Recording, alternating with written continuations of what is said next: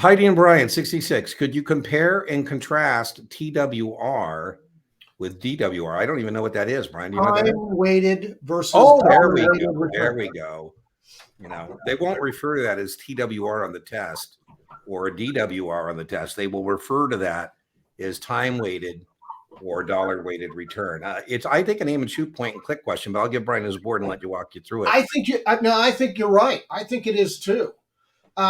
This is about portfolio managers and how they measure their performance, essentially. If you look at a mutual fund, right, because that's all managed by an investment advisor firm, subsidiary of the mutual fund company, but it's a investment advisor nonetheless. And they always are trying to measure their performance. Well, in a mutual fund, you got millions upon millions of dollars constantly coming into the fund and millions and millions and millions of dollars constantly going out, which kind of clouds trying to calculate your performance. So that's what the difference between these two. The time weighted is based solely on the performance of the actual securities that we invested in, excluding the inflow and outflow of cash. And that's the key, I believe, to most of the questions you'll see. And you'll see one, if this is Series 65.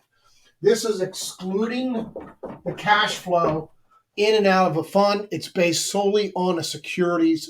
And Brian, would you add, it's for mutual funds, that mutual funds would use that. Yeah. Whereas dollar weighted return is including the cash flow in and out. The way I think of that, Brian, is that's for an individual client, like the doctor. We're managing the doctor's portfolio, and he's adding to the portfolio. Maybe he's taking money out of the portfolio. But yeah, I think it's aim and shoot. Nobody's going to ask you to actually calculate that. No, God, no. Yeah.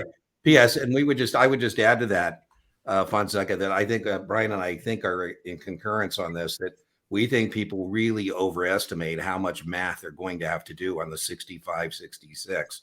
And let's be clear, this certainly isn't it. Yeah. So